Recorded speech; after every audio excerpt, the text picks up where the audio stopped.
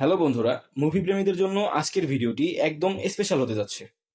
আজকে আমি আপনাদের এমন তিনটি মুভির কথা বলবো যা মনস্টার এবং হরর ফ্যানদের জন্য মাস্ট ওয়াচ। এর মধ্যে একটি তো অলরেডি কাল্ট ক্লাসিক, আর বাকি দুটি নিয়ে ফ্যানদের আগ্রহের শেষ নেই। চলুন শুরু করা যাক। শুরুতেই থাকছে অল টাইম ফেভারিট ভ্যান হেলসিং। এই মুভিটিতে আমরা একসাথে ড্রাকুলা, উলফম্যান এবং ফ্রাঙ্কিস্টাইন সবকটি বিখ্যাত মনস্টারকে দেখতে পাই। হিউ জ্যাকম্যানের দুর্ধর্ষ অ্যাকশন আর গা ছমছমে পরিবেশ মুভিটিকে এখনো জনপ্রিয় করে রেখেছে। যদি আপনি এটি এখনো না দেখে থাকেন তবে অ্যাডভেঞ্চারের এক অন্য জগৎ মিস করছেন। তালিকার দ্বিতীয় মুভিটি হলো উলফম্যান।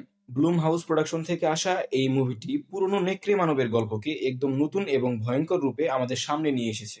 প্রোটেক্ট ইওর ওন এই থিমের উপর ভিত্তি করে তৈরি এই মুভিটি আপনাকে প্রতি মুহূর্তে আতঙ্কে রাখবে।